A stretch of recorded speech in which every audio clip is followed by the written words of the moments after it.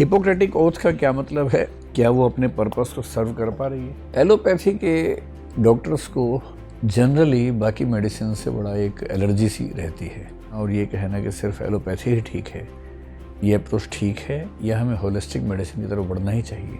आप मुझे बताइए कि डॉक्टर्स और ऐसे लोग जो एसेंशियल सर्विसेज में हैं, क्या उनके पास राइट टू स्ट्राइक होना चाहिए? चयनित होने के बाद अगर आपको अवसर दिया जाए कि महिलाओं की स्थिति जो खासतौर पर उनके प्रति अपराध जो होते हैं उनमें सुधार करने के लिए आप सुझाव दें, तो क्या सुझाव देना पसंद करेंगे? एक चीज़ बताइए, मेडिकल की पढ़ाई हिंदी में कराने की एक बहस चल रही है, कुछ राज्यों में इसकी शुरुआत भी की गई है। आपको कितनी तर्कसंगत लगती है ये बात? हमारी राय है कि आप 200 प्लस मार्क्स ला सकती हैं।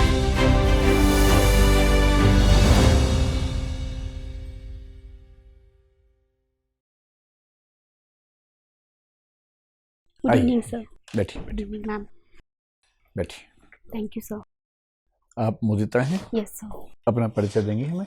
सर मेरा नाम मुदिता है। मैं राजस्थान के नागौर ज़िले के मेड़ता शहर से बिलोंग करती हूँ। मेरी आरंभिक शिक्षा वहीं के सरकारी स्कूल से हुई है।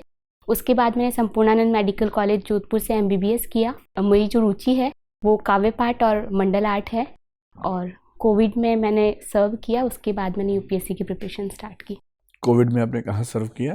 सर CK बिरला हॉस्पिटल है जयपुर में, वहाँ पे मैं इंटरनल मेडिसिन डिपार्टमेंट में as a junior resident posted थी। और आपका ऑप्शन सब्जेक्ट क्या है? सर हिंदी साहित्य। मेडिकल साइंस क्यों नहीं लिया आपने?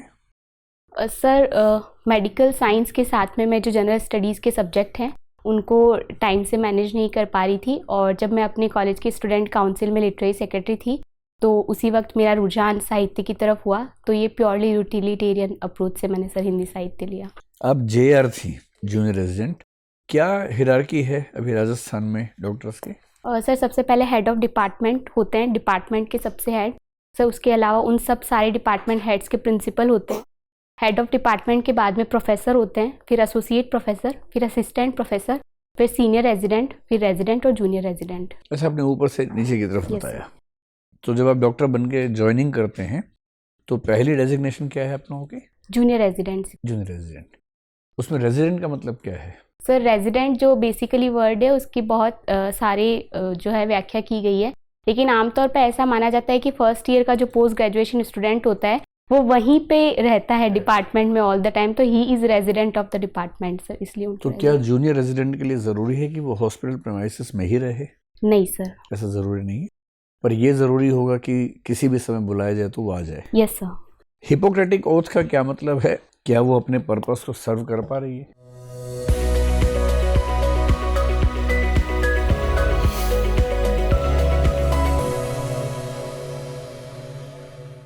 सर हिपोक्रेटिक ओथ जो है, हिपोक्रेट्स नाम के जो साइंटिस्ट और जो फिजिशियन थे उनके बाद इसको स्टार्ट किया गया। ये ओथ जो है बेसिकली मेडिकल इथिक्स और जो प्रिंसिपल्स हैं इस प्रैक्टिस के उनको ये सर्व करती है, लेकिन सिर्फ ओथ लेना जो है इस पर्पस को सर्व नहीं करता। हमें वर्ड बाय वर्ड उसकी स्पिरिट को भी इनकलकेट करना होगा, तभी वो क्या खास बातें हैं उस ओथ में? आपको याद है कुछ बातें? Yes sir. सर एक तो फिजिशियन की क्या ड्यूटीज़ होनी चाहिए अपने पेशेंट के लिए, क्या उनका कैरेक्टर होना चाहिए, किस तरीके से प्योरिटी के साथ और सेल्फलेस तरीके से उनको पेशेंट की सर्विस करनी चाहिए, पेशेंट फिजिशियन का रिलेशनशिप क्या होना चाहिए और किन सिचुएशन में स्पेसिफिकली उनको कैसे अपनी ड्यूटी को फुलफिल करना चाहिए। अगर कोई डॉक्टर नैतिकता से बहुत दूर हो, घोर अनैतिक व्यक्ति हो, तो वो पेशेंट के साथ कितना बुरा हो सकता है, क्या सलूक कर सकता है? सर अगर कोई गौर अनैतिक है तो मॉनिटरी अपने बेनिफिट्स के लिए पेशेंट की बॉडी को मैक्सिमम पॉसिबल हार्म्स को, क्योंकि कई मैं समझना चाह रहा हूँ क्या क्या कर सकते हैं, एग्जांपल देंगे सर। जैसे किडनी रिमूवल के कई सारे एग्जांपल्स हम देखते हैं, वो हो सकता है। इसी तरह मल्टीपल ऑर्गन्स जो है उनका रिमूवल किया जा सकता है सर। उसके अलावा अगर पेशेंट को सर्जरी की नीड नहीं है तो भी अननेसेसरी सर्जरी एक जो है फियर परसेप्शन से की जा सकती है सर। उसके अलावा कोई भी इन्वेजिव प्रोसीजर जो पेशेंट को नीडेड नहीं है वो मॉनिटरी बेनिफिट्स के लिए किया जा सकता है। ऐसे डॉक्टर्स के लिए क्या होना चाहिए?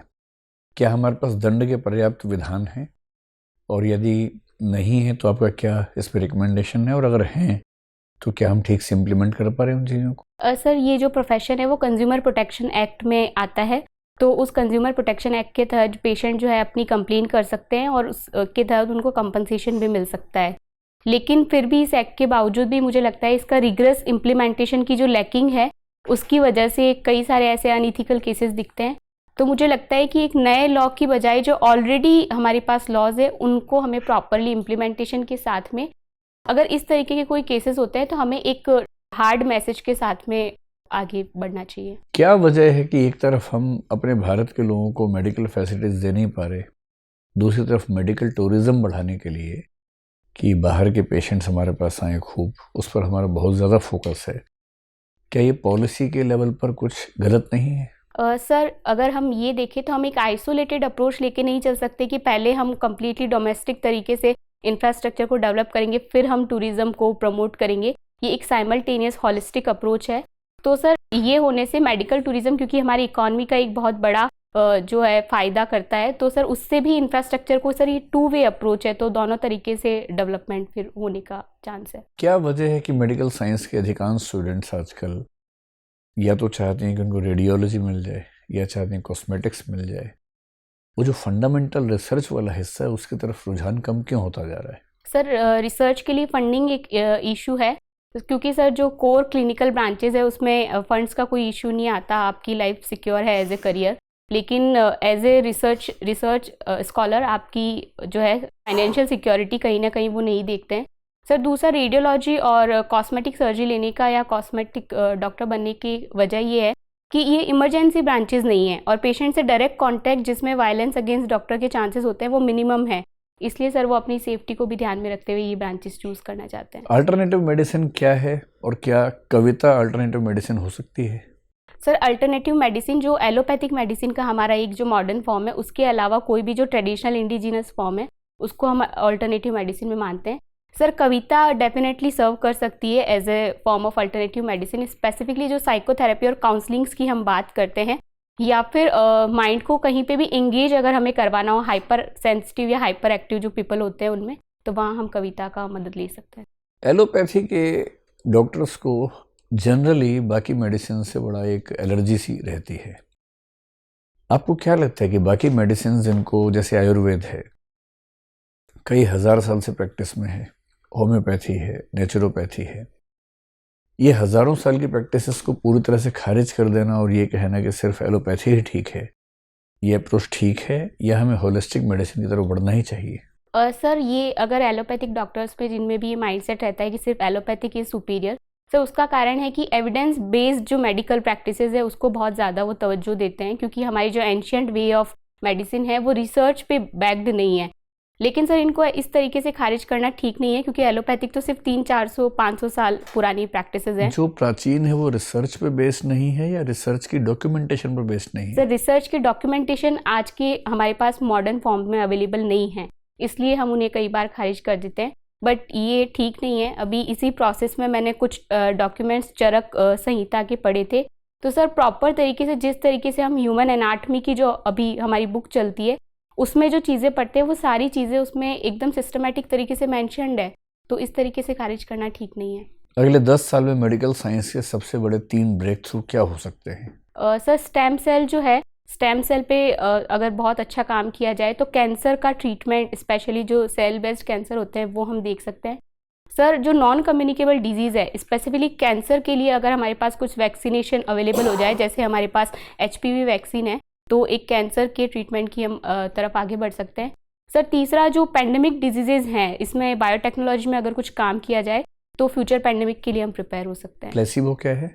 सर प्लेसिबो का मतलब होता है वो मेडिसिन जो एक्चुअली केमिकल कंपोनेंट जो होता है वो उसका थेरेप्यूटिक नहीं होता है, लेकिन पेशेंट के साइकोलॉजी पे पॉजिटिव वर्क कराने के लिए जो मेडिसिन दी जाती है। नोसिबो? Sorry sir. ठीक। मुदिता जी, आप मुझे बताइए कि डॉक्टर्स और ऐसे लोग जो एसेंशियल सर्विसेज में हैं, क्या उनके पास राइट टू स्ट्राइक होना चाहिए? अगर ऐसे इश्यूज जो उनको परेशान कर रहे हैं, अपने राइट्स को अगर इन्वोक करने के लिए अगर वो प्रोटेस्ट करना चाहते हैं, क्या ये अधिकार उनके पास होना चाहिए? सर राइट टू स्ट्राइक की बजाय मैं कहूँगी कि right to express their complaints, एक पीसफुल जो राइट है वो सारे प्रोफेशन में होना चाहिए, लेकिन जो इमरजेंसी सिचुएशन है उस प्रोफेशन की वो उस कंडीशन में हैम्पर नहीं होनी चाहिए। एक इंडिपेंडेंट रिपोर्ट के हवाले से मैं कोट कर रहा हूँ कि कई बार ऐसा देखा गया है कि right to protest in a peaceful manner लेकिन एसेंशियल सर्विसेज होने के कारण बहुत सारे लोग हैं जो उस नेट से बाहर चले जाते हैं। अगर आधे घंटे के लिए भी चले जाते हैं तो उनका उनके हेल्थ पे प्रभाव पड़ता है। इमरजेंसी सिचुएशन ही नहीं, नॉर्मल कोर्स में, जैसे कि किसी को अभी तुरंत दिखाना है, डायबिटीज़ का पेशेंट है और वो इसलिए नहीं दिखा पा रहा है क्योंकि डॉक्टर ऑन स्ट्राइक है। आपको लगता है कि अलग एक मैकेनिज्म होना चाहिए, ड्यूटी से कोई कॉम्प्रोमाइज एज सच नहीं होना चाहिए? यस सर, एक इंटरनल मैकेनिज्म अगर हम बॉटम टू टॉप और टॉप टू बॉटम कन्वर्सेशन का रखते हैं तो अगर कंप्लेन वैसे ही रिजॉल्व हो जाती है तो मुझे नहीं लगता कि कोई रीज़न है कि वो स्ट्राइक करना चाहेंगे। ठीक है, मुझे ये बताइए कि इंडिया में जहाँ तक फूड इन्फ्लेशन का सवाल है, क्यों ऐसा कहा जाता है? जो एक्सपर्ट्स हैं, इन्फ्लेशन को समझने वाले या फिर जो आर्थिक मामलों के विशेषज्ञ हैं, वो ये बताते हैं कि मांस और डेयरी उत्पादों के उपयोग में अगर कमी आ जाए तो फूड इन्फ्लेशन सब्सटैंशियली डाउन हो जाता है।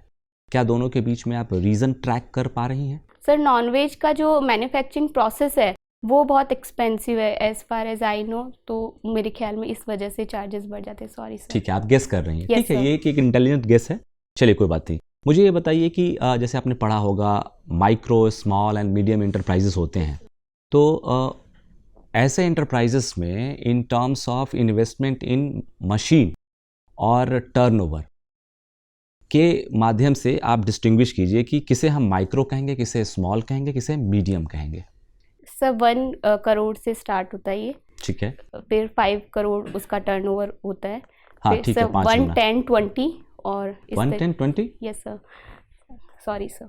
ठीक है, पूरा नहीं पता आपको, चलिए कोई बात नहीं। मुझे ये बताइए कि आपने ये पढ़ा है कि भारत में किसे हम इकोनॉमिक ऑफेंडर्स कहते हैं, कौन होते हैं? सर, इकोनॉमिक ऑफेंडर्स वो लोग जो डेट अपना रिटर्न नहीं, अगर उन्होंने किसी तरीके का लोन लिया हुआ है और वो उसकी पर्टिकुलर ठीक है, टाइम लोन पे डिफॉल्ट करने वाले को हम Yes, sir, economic economic offender कह offender. सकते हैं। आप मुझे बताइए कि एक स्पेशल एक्ट है fugitive economic offenders act 2018, yes sir. उसके अंतर्गत कितने राशि का ऑफेंस करने से उसे हम फ्यूजिटिव इकोनॉमिक ऑफेंडर की श्रेणी में शामिल कर लेंगे? Sir sorry sir. आपको नहीं पता है। अच्छा, मुझे ये बताइए कि मनरेगा के बारे में आपने सुना है, ये सेंट्रल सेक्टर स्कीम है, तो मुझे वो बताइए कि अनस्किल्ड, सेमी स्किल्ड और स्किल्ड अगर काम दिया जा रहा है मनरेगा के अंतर्गत तो केंद्र सरकार किस अनुपात में पैसा खर्च करती है? सर एग्जैक्ट मुझे आइडिया नहीं है, पर 252 रुपीज़ जो है स्टार्टिंग है इसकी। चलिए कोई बात नहीं। मेरा अंतिम सवाल है आपसे। आप मुझे बताइए कि एज ए डॉक्टर आपको क्या लगता है कि आप एक बेहतर प्रशासनिक अधिकारी हो पाएंगी? जैसे और भी लोग आ रहे हैं जो लोग सामान्य ग्रेजुएशन करके आ रहे हैं, ह्यूमैनिटीज़ का सब्जेक्ट पढ़ के हैं, आपके पास एक स्पेशलाइज्ड डिग्री है, तो आप क्या उन लोगों से एक बेहतर प्रशासनिक अधिकारी के रूप में अपने आप को स्थापित कर पाएंगी अगर आपको मौका मिलता है सिविल सेवा का हिस्सा होने का? सर एज ए डॉक्टर मेरी जो एजुकेशन हुई है मेडिकल फील्ड में, उससे एज ए पर्सन मैंने जो ग्रो किया है, स्पेशली इमरजेंसी सिचुएशन में जो आपको एक काम और कंपोज मैनर आपको मेंटेन करना होता है, और क्योंकि सर प्रशासन में भी इसी तरीके के चैलेंजेस हम डे नाइट में देखते हैं सर। उसके अलावा लिटिल रिसोर्सेज में आपको जो मैनेजमेंट करना होता है, इन मिनिमम रिसोर्सेज मैक्सिमम आउटपुट, तो सर वो जो एक एटीट्यूड मेरे में डेवलप हुआ है ओवर द टाइम, मुझे लगता है that would help me becoming a better administrator. ठीक है, धन्यवाद। Thank you sir. Mudita, 2 terms हैं, एक है ड्रग इंटरमीडिएट्स और एक है एपीआईज। दोनों में क्या डिफरेंस होता है? मैम, एक्टिव फार्मास्यूटिकल इंग्रेडिएंट्स जो होते हैं वो इनिशियल जो कंटेंट होता है उसका, जिसको की मटेरियल भी हम बोलते हैं, ये जो केमिकल कंपोनेंट होता है जो थेरेप्यूटिक इफेक्ट लाता है वो होते हैं। उसी प्रोसेस में जब मैन्युफैक्चरिंग की जाती है तो उस केमिकल रिएक्शन का जो इंटरमीडिएट पार्ट होता है उसको ड्रग इंटरमीडिएट कहते हैं। ठीक है। जब कोविड का टाइम था, लॉकडाउन था, तो ये देखा गया कि एपीआईज की इंडिया में बहुत कमी हो गई थी, क्योंकि हम बहुत सब्सटैंशियल पार्ट जो है उसका इंपोर्ट करते हैं।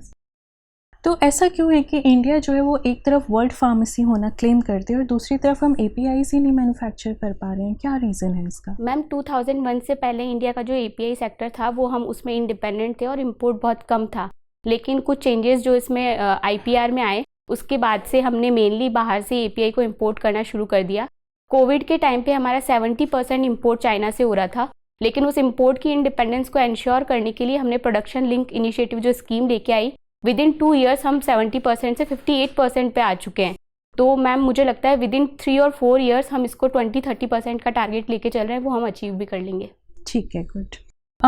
ये बताइए कि एक टर्म यूज़ होती है मेडिकल साइंस में, मॉर्च्यू वाइवोस डोसेंट, आपने सुना है? No ma'am, sorry ma'am. इसका मतलब होता है, लैटिन में है ये, इसका मतलब होता है where dead teach the living.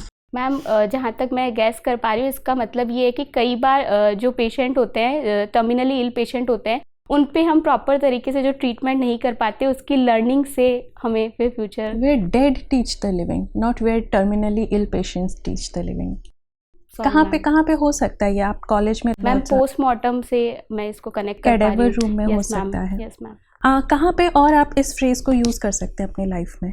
Ma'am जो क्योंकि एक कहा भी जाता है कि सबका जो एटीट्यूड होता है, मैं की जो भावना होती है, वो जब इंसान चला जाता है तो हमें ये रियलाइज़ होता है कि this world is not dependent on one person. तो वहाँ पे डेड पर्सन लिविंग को सिखा सकता है। तो जैसे सिकंदर के बारे में जो कहानी कही जाती है मैम, उससे मैं रिलेट कर आपने हिस्ट्री से लिंक किया है इसे। हमारी बॉडी में साइनसेस भी होते हैं, फोरामिना भी होते हैं। एक तो इन दोनों में फ़र्क क्या है ये बताइए, और इन दोनों का सिग्निफिकेंस क्या है, क्यों ज़रूरी है साइनसेस और फोरामिना? मैम जो फोरामेन होते हैं वो तो बोन में ओपनिंग होती है जिसके थ्रू इंपॉर्टेंट स्ट्रक्चर्स पास होती है। जैसे मैग्नम फोरामेन से हमारे स्पाइनल कॉर्ड और जो इंपॉर्टेंट सेंसरी स्ट्रक्चर्स है वो पास होती है। जो फोरामेन होते हैं वो बोन के अंदर होल लाइक स्ट्रक्चर्स होती हैं। फोरामेन जो होते हैं वो बफर की तरह, जो शॉक की तरह काम करते हैं उसको एनाटॉमिकल स्टेबिलिटी प्रोवाइड करवाने के लिए, और जबकि जो साइनसेस होते हैं वो स्टेबिलिटी प्रोवाइड कराता है एनाटॉमिकल, और जो फोरामेन होते हैं उनका काम पासेस का होता है। तो साइनसेस का रीज़न बस स्टेबिलिटी के लिए होता है, कुछ और फंक्शन नहीं होता साइनसेस का? Ma'am as far as I know. Largest foramen skull का कौन सा है? मैग्नम मैम, फोरामेन और magnum. Smallest? Sorry ma'am, foramen spinosum. ठीक है, thank you Mudita. Mudita, yes ma'am. आप मुझे बता सकती हैं कि गार्गी कौन थी? Ma'am Gargi ancient Vedic time जो था हमारा, उस टाइम पे बहुत विदुषी महिला थी जिन्होंने वेदों की कुछ ऋचाएं भी लिखी थी। अच्छा, आपको पुरस्कृत किया गया है इस पुरस्कार से राज्य सरकार द्वारा, किस लिए, किस फील्ड में दिया गया ये पुरस्कार मैम आपको? 10th क्लास में मेरे जो मार्क्स थे वो मेरिट मार्क्स थे, तो उसके अलावा मेरिट मार्क्स के अलावा 75% से ज़्यादा जो भी गर्ल्स होती हैं गवर्नमेंट स्कूल में, उनको ये प्राइज़ दिया जाता है। मुझे तो एक चीज़ बताइए कि हर साल जब बोर्ड एग्जाम्स के रिजल्ट्स आते हैं तो क्या होता है कि जो टॉपर बच्चे होते हैं उनको सब लोग पुरस्कृत करते हैं और अप्रिशिएट करते हैं। उसकी वजह से कई बार क्या होता है कि कुछ ऐसे बच्चे जिन्होंने बहुत मेहनत करी पर वो उतने मार्क्स नहीं ला पाए जितना उन्होंने सोचा था, वो डिप्रेशन के शिकार हो जाते हैं और कई बार आत्महत्या जैसी चीज़ें भी देखने को मिलती हैं। आपको क्या लगता है कि एडमिनिस्ट्रेशन को, school administration as well as जो प्रशासनिक अधिकारी हैं, उनकी क्या जिम्मेदारी बनती है ऐसी सिचुएशन में कि इनको कैसे कंट्रोल किया जाए? मैम मैं इसको अपनी एक पर्सनल लाइफ के इंसिडेंट से भी कनेक्ट कर पा रही हूँ। मेरी एक दोस्त थी, तो जब मेरे 94% मार्क्स आए थे, शी वॉज हैविंग 89% मार्क्स, और वो मेरे सामने रो रही थी कि तुम्हारी वजह से मेरे पेरेंट्स जो है मेरे ऊपर बर्डन डाले। तो that day I got sensitised about all these things. तो मैम ये जो हमारा नैरेटिव है कि सिर्फ टॉपर्स ही इंटेलिजेंट होते हैं और सिर्फ टॉपर्स ही कैपेबल होते हैं, इसको हमें चेंज करने की ज़रूरत है फ्रॉम स्कूल्स ओनली, कि हम सिर्फ और सिर्फ टॉपर्स को अप्रिशिएट ना करें। जिस बच्चे ने जो एफर्ट्स किए हैं और उसकी जो कैपेबिलिटी है, उसका जो गैप है, उस पर वो जितना मेहनत कर पा रहा है उसको अप्रिशिएट करने की ज़रूरत है। और इसके अलावा मैम इसके अलावा ये किया जा सकता है कि हम जो प्राइज़ जो होते हैं, जो प्राइज़ देने का हमारा है कि केवल 1, 2, 3 टॉपर को हम प्राइज़ दे रहे हैं, उसकी बजाय हम कुछ ना कुछ प्राइज़ सारे बच्चों को अलग अलग तरीके से, जिस कैपेसिटी में वो सबसे ज़्यादा अच्छे हैं, उसका प्राइज़ उसको दिया जाए। बहुत बढ़िया। एक चीज़ बताइए, मेडिकल की पढ़ाई हिंदी में कराने की एक बहस चल रही है, कुछ राज्यों में इसकी शुरुआत भी की गई है। आपको कितनी तर्कसंगत लगती है ये बात? Ma'am again I am connecting this to my personal life. मेरे साथ में कई सारे ऐसे बच्चे थे जो बहुत रिमोट रूरल एरिया से आते थे, तो वो सिर्फ और सिर्फ इसलिए आंसर्स नहीं लिख पाते थे क्योंकि इंग्लिश की उनको टेंस और ये वाले नहीं आते थे, जबकि कीवर्ड उनको आते थे। तो मुझे लगता है मैम इस तरीके के जो बच्चे हैं, और क्योंकि हमारी एक खुद की एंशिएंट एक रिच लीगेसी रही है हमारी इस फील्ड में, तो मुझे जैसे जापान से भी हम इस बारे में सीख सकते हैं। जापान का जो सिस्टम है पूरा जापानीज़ लैंग्वेज में चलता है, तो it's a good initiative ma'am. अच्छा, आपको काव्य पाठ करना पसंद है? Yes ma'am. आप मुझे थोड़ा समझाएंगे कि जो काव्य पाठ है, छंद को अलग तरह से पढ़ा जाता है, यस मैम, है ना, चौपाई को अलग तरह से पढ़ा जाता है, ऐसा क्यों होता है, क्या कारण है? जो उनकी मात्राएं और तुकबंदी होती है उसके हिसाब से शब्दों को एडजस्ट करने के लिए, जो प्रॉपर तरीके से एक्सप्रेस हो पाए, इसलिए उनको अलग अलग तरीके से बोला जाता है। ठीक है, बहुत बढ़िया। मंडला आर्टिस्ट आपने लिखा है, आपको मंडला पेंटिंग करना पसंद है? Yes ma'am. क्या होती है मंडला पेंटिंग और इस वर्ड का ओरिजिन कहाँ से है? मैम मंडल वर्ड जो है बेसिकली संस्कृत का एक शब्द है जिसका मतलब होता है चक्र या गोला। तो वहाँ से इसका ओरिजिन माना जाता है। पुराने समय में जो गोलाकार आकृतियाँ ज़मीन पर बनाई जाती थी वहाँ से मंडल शब्द का ओरिजिन हमें दिखता है। और अब जो है मैम मॉडर्न आर्ट में मंडल को केवल हमने ज़मीन तक ही कन्फाइन नहीं किया है, हम सीलिंग से लेके पेपर तक उसको कहीं भी ड्रॉ कर सकते हैं। तो इसमें ये जो सर्कल है मंडल जिसको आप कह रही हैं, ये किसको रिप्रेजेंट करता है? मैम ये जो मंडल है बेसिकली सेल्फ टू कॉस्मोस की जो जर्नी होती है, इनर सेल्फ से आउटर कॉस्मोस का जो कनेक्शन होता है उसको ये डिनोट करता है। कुछ अन्य लोगों के नाम बता सकती हैं जो प्रसिद्ध हों इस विधा में? मैम सुब्रमण्यम करके एक मैम है, वो हैं शालिनी करके एक मैम है। तो इन्होंने Guinness book of world record में भी कुछ बड़े मंडल्स बनाए। ठीक है मैम, थैंक यू मैम। अभी G20 इंडिया हेल्थ ट्रैक ये आयोजित किया गया था, इसके बारे में कुछ जानती हैं? सर एग्जैक्टली मैं अवेयर नहीं हूँ इसके बारे में। अच्छा चलिए, G20 की लीडरशिप इंडिया के पास आ गई, तो इस लीडरशिप से भारत के लिए क्या अवसर उत्पन्न हो रहे हैं विश्व के संदर्भ में? सर इंडिया जो है एक इमर्जिंग डेवलपिंग नेशन है। तो इस टाइम पे क्योंकि हम वर्ल्ड की लार्जेस्ट ग्रोइंग इकॉनमी है, इस टाइम पे अगर हमें G20 की प्रेसिडेंटशिप मिली है तो हम वर्ल्ड को एक यूनाइटेड वर्ल्ड के फॉरम में लाने के लिए एक एफर्ट कर सकते हैं। सर उसके अलावा जो हमारे इंटरनेशनल ग्लोबल फॉरम्स हैं उनमें जो स्ट्रक्चरल रिफॉर्म्स हम चाहते हैं एक बेटर और इंक्लूसिव वर्ल्ड के लिए, उसके लिए हम इनिशिएटिव ले सकते हैं। और जो डेवलपिंग वर्ल्ड्स के जो चैलेंजेस हैं उनको हम एक बेटर वॉइस के साथ में रख सकते हैं। चलिए बहुत बढ़िया। ये बताइए कि जो हमारे लिए अवसर बन रहा है इसमें मेडिकल फील्ड में हम कुछ अपने लिए अवसर ढूंढ सकते हैं G20 लीडरशिप के माध्यम से? Yes sir. सर इंडिया की 3 स्ट्रेंथ है मेडिकल फील्ड में, हमारा फार्मा सेक्टर और हमारा जो मेडिकल टूरिज्म है वो, और हमारा वैक्सीनेशन। तो सर G20 के थ्रू अगर हम कुछ ऐसे कोलैबोरेशंस करते हैं जिसमें हम डेवलप्ड वर्ल्ड जो है उनको भी एक्सपोर्ट करें और डेवलपिंग वर्ल्ड को साथ में लेके, जो अंडर डेवलप्ड कंट्रीज़ हैं उनको साथ में लेके चलें, तो हमारा जो ये मोटो है वन वर्ल्ड वन हेल्थ, उसको हम पूरा कर सकते हैं। चलिए बहुत। ये बताइए कि निवारक निरोध अधिनियम के बारे में कुछ जानती है, प्रिवेंटिव डिटेंशन के बारे में? सर थोड़ा आइडिया मुझे। चलिए बताइए क्या है? सर प्रिवेंटिव डिटेंशन का मतलब है कि कुछ अगर हमें ऐसा सस्पिशन है कि पर्टिकुलर व्यक्ति किसी सिक्योरिटी के पॉइंट ऑफ व्यू से थ्रेट हो सकता है तो उनको हम बिफोर हैंड अरेस्ट कर सकते हैं। इसमें जो लॉज हैं उनमें कुछ लॉज के बारे में जानती हैं आप? Sir sorry sir. अच्छा, आपने अनलॉफुल एक्टिविटीज प्रिवेंशन एक्ट के बारे में पढ़ा है? Yes sir. क्या है? Sir unlawful activities prevention act जो है उसमें प्रिवेंटिव डिटेंशन ही होता है। वही सिक्योरिटी के बेसिस पे अगर कुछ ऐसी एक्टिविटी हमें लगती है तो हम उनको बिफोर एंड अरेस्ट कर सकते हैं। उसमें कुछ खास जैसे प्रोविजंस अगर आपको पता हो पर्टिकुलर? No sir. कोई बात नहीं। ये बताइए कि हमारे देश के अंदर कुछ कानून ऐसे हैं जो विशेष तौर से महिलाओं को सुरक्षा प्रदान करने के लिए ही बनाए गए हैं, ऐसे कुछ कानून के बारे में बता सकती हैं? सर कुछ IPCs को मैं ध्यान कर पा रही हूँ, जैसे IPC 354 है वो स्टॉकिंग के अगेंस्ट हमें सुरक्षा देती है। सर उसके अलावा कुछ एक्सट्रीम सर्कमस्टांसेस जैसे रेप के केसेस उसको 375 376 में हमने डिफाइन किया है। सर दहेज के अगेंस्ट हमारे पास कुछ IPCs हैं तो उसके थ्रू हम प्रोटेक्शन देते हैं। सर डोमेस्टिक वायलेंस के अगेंस्ट हमारे पास एक एक्ट है।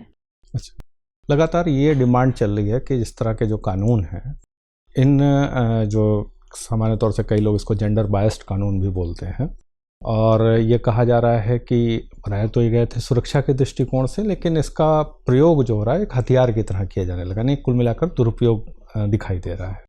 तो आप इस बात से सहमत हैं? सर कई बार ऐसी हमें इवेंट्स देखने को मिलते हैं जहाँ पे फॉल्स केसेस जो हैं वो फाइल किए जाते हैं, लेकिन सर कोई भी कानून जो होता है वो अपने लैक्यूना से कम्प्लीटली फ्री नहीं होता है, तो कई बार मिसयूज़ के चांसेस होते हैं। लेकिन हमें उसका कॉस्ट बेनिफिट और जो उसका वेलफेयर एस्पेक्ट होता है उसको ध्यान में रखते हुए उसके जो नेगेटिव एस्पेक्ट है उसको टाइम टू टाइम बेटर तरीके से रिजॉल्व करते हुए आगे बढ़ना चाहिए। चलिए बहुत बढ़िया। ये बताइए महिलाओं के प्रति जो अपराध होते हैं उसमें महिलाओं की भी भूमिका होती है? सर महिलाओं के प्रति जो अपराध होते हैं उसमें महिलाओं की भूमिका होती है। इस पर मेरा स्टैंड जो है ये सिचुएशन पे डिपेंड करता है। भूमिका इस तरीके से है कि वो अपने लिए आवाज़ क्यों नहीं उठाती हैं। अगर वो आवाज़ उठा ले तो वो सिचुएशन में ना फंसे, पर कई बार सिचुएशन इतनी ज़्यादा पुअर और इतनी ज़्यादा उनके लिए अनफेवरेबल होती है कि वो आवाज़ भी नहीं उठा पाती हैं। तो दोनों के लिए सर मुझे लगता है कि पर्सन टू पर्सन वेरी करता है। चलिए, चयनित होने के बाद अगर आपको अवसर दिया जाए कि महिलाओं की स्थिति जो खासतौर पर उनके प्रति अपराध जो होते हैं उनमें सुधार करने के लिए आप सुझाव दें, तो क्या सुझाव देना पसंद करेंगे? Sir, in my own life मैंने एक्सपीरियंस किया है कि इकोनॉमिक इंडिपेंडेंस जो होती है वो सबसे बेटर तरीका होती है फीमेल को आगे लाने का। और इकोनॉमिक इंडिपेंडेंस के लिए सबसे ज़रूरी है कि हम उनको या तो कुछ ऐसे प्रोफेशनल स्किल्स प्रोवाइड करवाएं थ्रू एजुकेशन जिससे वो सर्विसेज में आ सके, या कुछ ऐसी हम उन्हें स्टार्टअप्स के तरीके से जो स्किल्स है वो प्रोवाइड करवाएं। तो सर, मैं एक जो प्रोफेशनल जो वोकेशनल ट्रेनिंग होती है उस पर मेरा फोकस रहेगा काम करने पे। सर, इसके अलावा हम उन्हें एजुकेट कर सकते हैं मेडिकल लिटरेसी के थ्रू, पॉलिटिकल लिटरेसी के थ्रू, ताकि वो अपनी लाइफ के बेटर डिसीजंस ले पाएँ। Thank you sir. मुझे तो आपने हिंदी साहित्य पढ़ा है, मेडिकल साइंस पढ़ा है, तो क्या हिंदी के जो प्रसिद्ध साहित्यकार हुए, कवि हुए, वो किन किन बीमारियों से ग्रस्त थे? कभी इस पे गौर किया आपने? नहीं सर। जैसे मुझे एक कवि ध्यान आ रहे, मुक्ति बोध, कहते हैं कि उनको सिजोफ्रेनिया नाम की एक बीमारी थी। Yes sir. तो ऐसे जितने महान साहित्यकार हैं, कुछ ना कुछ रोग तो उनको हुए ही होंगे। सर, मुक्ति बोध का जो स्किज़ोफ्रेनिया है उसके बारे में, क्योंकि उनकी कई सारी ऐसी कविताएं हैं जिसमें हमें विशेष रूप से जो मानसिक परिस्थितियां हैं जिसमें बहुत अंधेरा और गहरापन दिखता है, तो मुझे लगता है वो शायद उनकी पर्सनालिटी। स्किज़ोफ्रेनिया भी, हाइपरटेंशन भी उनके बारे में मानते हैं कि उनको ये प्रॉब्लम थी। Yes sir. किसी और कवि के बारे में अंदाजा नहीं है आपको? सर, एग्जैक्टली मैं रिकॉल नहीं कर पा रही हूँ। आप मीराबाई के इलाके से हैं। Yes sir. अगर आपको अनुमान करना हो कि यदि कोई लड़की मीरा की परिस्थितियों में रही हो उस जमाने में, उनको क्या क्या मतलब फिजिकल या साइकोलॉजिकल स्ट्रेस रहा होगा या कोई डिसीज रही होगी? सर, मीराबाई का मैं जितना अनुमान कर पा रही हूँ, क्योंकि मीराबाई मेरे ही एरिया से है, तो वहाँ पे फ्लोरोसिस की प्रॉब्लम बहुत ज़्यादा प्रिवेलेंट है, तो डेफिनेटली उस टाइम पे भी रही होगी, क्योंकि कैनाल आने के बाद ये प्रॉब्लम रिजॉल्व हुई है, तब तो रही होगी डेफिनेटली। सर, उसके अलावा मुझे लगता है जो इमोशनल एस्पेक्ट है, क्योंकि आपको इंटरनली भी अगर सपोर्ट ना मिले और एक्सटर्नली भी चैलेंजिंग सिचुएशन हो, तो इमोशनल इम्बैलेंस या फिर उसके जो हम चांसेस की बात करते हैं वो एक मेंटल हेल्थ वाला एस्पेक्ट वहाँ पे हो सकता है। 2-3 कवियों या साहित्यकारों के बारे में अनुमान कीजिए कि उन्हें अंतिम दौर में कौन सी बीमारियों ने परेशान किया होगा। मैं तथ्य की बात नहीं कर रहा हूँ, सिर्फ अनुमान की बात कर रहा हूँ। सर, जो निराला जी हैं वो बहुत गरीबी में उनकी डेथ हुई थी, तो मुझे लगता है माल नरिशमेंट उनके लिए एक चैलेंज रहा होगा। सर, उसके अलावा जो मुंशी प्रेमचंद हैं, उनकी पर्सनल लाइफ बहुत ज़्यादा चैलेंजिंग थी, तो मुझे लगता है स्ट्रेसफुल उनके लिए लाइफ के लेटर ईयर्स जो है वो रहे होंगे। सर, अभी मैंने राजस्थान के एक कवि हैं श्री माधव दरक, उनके बारे में पढ़ा था, तो उनको उनकी पूरी लाइफ में कोई भी जो है राजकीय पुरस्कार नहीं मिला, तो लेटर एजेस में उनके लिए भी एक ये मेंटल चैलेंज और इमोशनली बहुत ज़्यादा उनके लिए इस चीज़ को एक्सेप्ट करना चैलेंजफुल था कि उनकी रचनाओं को कोई सम्मान नहीं मिला। क्या मलिक मोहम्मद जायसी ने कुछ जिक्र किया है कि उन्हें कौन सी फिजिकल प्रॉब्लम्स रही हैं? सर, मलिक मोहम्मद जायसी जो थे वो फिजिकली डिसेबल थे, तो उनका एक दोहा है, उसमें उन्होंने इस चीज़ का मेंशन किया है। सर, मैं एग्जैक्टली रिकॉल नहीं कर पा। कोई बात नहीं। आपका नाम मुदिता है, जिसका मतलब होना चाहिए शायद खुश रहने वाली। तो मुझे बताइए कि सुख, आनंद, उल्लास और खुशी, इन चारों मेंटल स्टेट्स में क्या डिफरेंस होता है? सर, आनंद जो है वो सबसे चरम है, जहाँ पे हम ऐसी स्थिति में होते हैं जहाँ हमें सुख और दुख दोनों से तटस्थता की स्थिति प्राप्त हो जाती है। सर, खुशी और उल्लास जो है वो टेम्पररी किसी भी सिचुएशन के बेसिस पे है। अगर कोई हमारा गोल फुलफिल हुआ है तो हम जो खुशी का महसूस करते हैं वो खुशी। और सर, उल्लास का जो है खुशी से ही एक कदम आगे की स्थिति, जहाँ पे थोड़ा एक्साइटमेंट वाला फॉर्म शायद रहता होगा। और सर, सुख जो है दुख की अनुपस्थिति में समझती हूँ सुख है। ठीक है, चलिए हास्य कविता सुनाइए और उसके बाद आपसे बात समाप्त करते हैं। कविता? हास्य कविता। हास्य कविता सर, मेरा वीर रस प्रिय रस है, तो हास्य। नहीं, आपके नाम से मुझे लगा आपको शायद हास्य ज़्यादा अच्छा लगता सर, खुशी पर मैं एक कविता मैंने अभी हाल ही में पढ़ी, तो वो सुनाती हूँ। खोज रहे हो खुशियाँ तुम किन शब्दों में, उद्घोषों में, सुक्ति नहीं वह पंक्ति नहीं, नहीं ग्रंथों में कोशों में, मुदिता नहीं राजती स्वर्ण रजत के धन कोशों में, नहीं गूंजती वह सम्राटों के राजाओं के उद्घोषों में। ये चाह चाह ये मोह मोह रहे पर कुछ अवकाश रहे, खुशी कहे मेरी मुट्ठी खुली रहे, बाहों में आकाश रहे। आपसे बात करके अच्छा लगा, जा सकते हैं। Thank you sir.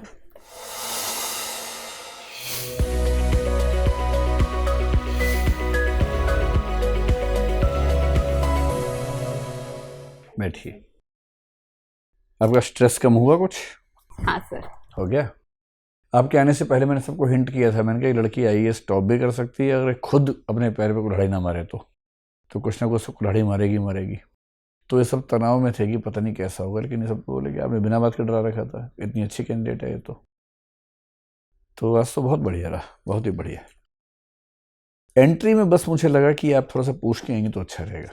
बेशक वहाँ दरवाज़ा खोल देगा गेट कीपर, उसके बाद भी जब आप गेट के अंदर जाएं वर्बली बोल दीजिए मैं कम इन सर ऐसे करके, उसके बाद जाइए। Dressing is very good, sitting is very good, intro बहुत बढ़िया है। हिंदी लिटरेचर क्यों लिए? इसका आंसर आपने दिया यूटिलिटेरियन, लेकिन वो आर्गुमेंट यूटिलिटेरियन नहीं था। Okay sir. उसके बाद की जो मतलब कवरिंग स्टेटमेंट है वो ये था कि सर यूटिलिटेरियन फैसला था। आप सिंपल बोलिए कि मेडिकल साइंस मैंने जब पढ़ना शुरू किया तो उसके रिवीजन करने में कम से कम 6-7-8 महीने लगने वाले थे, और मीडियम हिंदी था। मैं दोनों भाषाओं के बीच में जूझ रही थी। तो अंत में मुझे लगा कि हिंदी साहित्य पढ़ना हिंदी माध्यम के साथ आसान रहेगा, और निबंध में बहुत सारी अच्छी कविताएं हेल्प करती हैं, और मैं कविताओं को लेकर शुरू से बहुत उत्साहित रहती हूँ, रुझान था ही। तो एक प्रैग्मेटिक फैसला था, और मतलब मेडिकल साइंस से कोई दिक्कत नहीं थी, बस ये था कि एक तो हिंदी में कर नहीं सकती थी, दूसरा बहुत लंबा था, इसलिए मैंने ये फैसला किया। ये कहेगा कि शुरू में कुछ महीने मेडिकल साइंस से ही कोशिश की तैयारी करने की, लेकिन जब लगा कि मैं नहीं मैनेज कर पाऊंगी तब विषय बदला। ठीक है, मेडिकल साइंस आपका बहुत अच्छा है हर मामले में। प्लेसिबो का रिवर्स होता है नोसिबो। कुछ ऐसे लोग जिनको ये भरोसा है कि दवाई में जहर मिला हुआ है, वो महिला आंचल में ज्योति काका। सर मुझे याद आ गया था उसके जस्ट हाँ। बाद में मेरी बुक का वो पेज भी मुझे ध्यान आ गया, हाँ। प्लेसिबो के जस्ट नीचे नोसिबो बस। लिखा था, बट फिर मैंने बाद में तो बोला। महिला आंचल के ज्योति काका को जो प्रॉब्लम है ना, उसको नोसिबो बोलते हैं। P is for positive, N is for negative, तो हाँ। ऐसे करके मुझे। परफेक्ट। देखो आपके लगभग सारे एरियाज पे शानदार पकड़ है मेडिकल साइंस पे भी, और आपके कंटेंट पर तो किसी को कोई सवाल ही नहीं है, सब लोगों ने तारीफ की है आपकी। कवियों को क्या क्या बीमारियां थी, थोड़ा इस एंगल पे भी सोच लीजिए, क्योंकि आपने मेडिकल साइंस और हिंदी साहित्य रखा है, क्या पता किसी का दिमाग वैसा चला जाए। मुक्ति बोध को लेकर तो सवाल बनता ही है। और आनंद उल्लास वगैरह अच्छे से बताया आपने। हास्य कविता पे मैं आता हूँ। एक तो कविता सुनाने का मौका मिल ही जाएगा एक आध बार।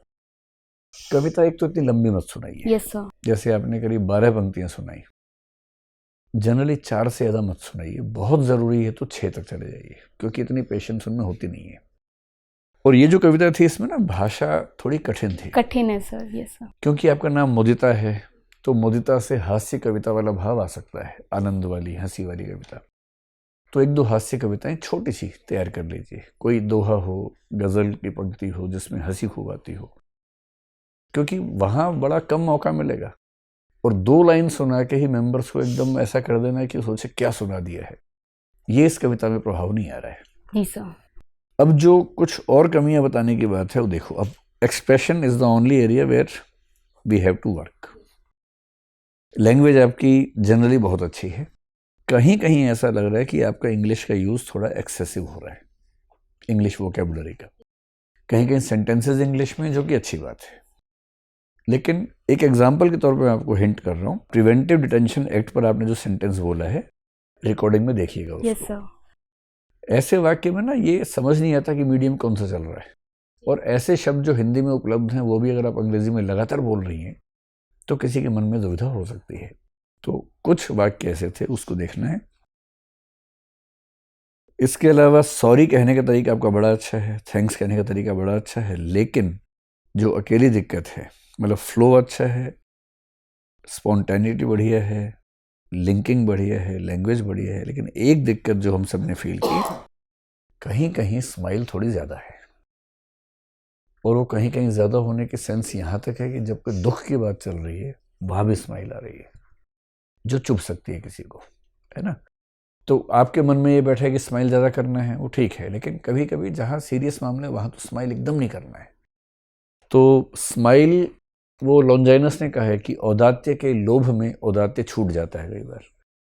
तो स्माइल एक खास प्रयोजन से हो रही है, लेकिन उस चक्कर में स्माइल का पर्पस मिस हो जाएगा। तो थोड़ी सीरियसनेस रखनी है, अननेसेसरी एकदम नहीं मुस्कुराना, क्योंकि आपका वैसे भी लाइवली परफॉर्मेंस बेहतर है, तो अननेसेसरी आपको ज़्यादा स्माइल की ज़रूरत है नहीं। बस इस चीज़ को देख लीजिए। 2 ही सुझाव हैं बेसिकली, इंग्लिश का यूज़ थोड़ा कम, स्माइल थोड़ी कम, थोड़ी से थोड़ी ज़्यादा, उतनी कम। हमारा मानना ये है कि अभी तक हमने करीब 40-45 इंटरव्यू लिए होंगे और आप पहला केस हैं जिसके बारे में हमारी राय है कि आप 200 प्लस मार्क्स ला सकती हैं, 200 प्लस। तो 200 से जितने कम आएंगे उतने आपने खुद पैर पे कुल्हाड़ी मारी है, मान के चलिएगा आपका लेवल 200 प्लस का है। ठीक है, कोई आपको डाउट, कुछ पूछना हो? नहीं सर, बस अगर कोई अच्छी कविता हास्य पर अगर आप मैं ढूंढ दूंगा, आप चिंता मत कीजिए, आप भी एक बार देख लीजिए। लेकिन अगर अच्छा, एक और बात है कि अपनी जिंदगी के अनुभवों से चीजों को जोड़ के बताना एक आध जगह ठीक है, बार बार नहीं करना। ये सब वो दूसरी बार बोलते ही मुझे लगा था कि ये नहीं बोलना था। कनेक्शन थोड़े ज्यादा हैं, एक आध बार ठीक है, पूरे इंटरव्यू में उससे ज्यादा नहीं करना है। कविता मैं ढूंढ दूंगा साहित्य में हास्य वाली, और उसके अलावा बस सर कुछ वो अनलॉफुल एक्टिविटी, और सर मुझे बहुत लॉ आता नहीं है, मतलब मैं धाराएं तो मुझे कुछ भी याद नहीं रहती है। इस समय प्रिवेंटिव डिटेंशन एक्ट का जो मेन एक्ट चल रहा है सेंटर में, वो यूएपीए चल रहा है, थोड़ा सा देख लो उसको। ठीक है सर। आजकल उसी का यूज करती है सरकार। जो पहले टाडा था, एनएसए था, आजकल जो सेंटर के पास है वो यूएपीए है, उसी में काम चलाते हैं। 1967 का एक्ट है, उसी को थोड़ा सा मॉडिफाई करके यूज कर रहे हैं आजकल, है ना। लेकिन वो ठीक है, पूरे इंटरव्यू में 2-3 प्रश्नों में ये कहना कि मुझे ध्यान नहीं है, इससे कोई दिक्कत नहीं है, नॉर्मल सी बात है। चलो, नाक मत कटवाना। सर 1 वीक बाद है मेरा इंटरव्यू, तो मैंने हिंदी अभी तक रिवाइज नहीं किया बिल्कुल भी। तब ये हाल है, कर लो रिवाइज, हिंदी साहित्य पे उपकार करो, रिवाइज करो। मेडिकल साइंस ठीक है मैम, इस बार अच्छा, मतलब इस बार मैंने पढ़ लिया था अच्छा अच्छे तरीके से। ठीक है सर, है ना, thank you sir, all the thank you ma'am. Best.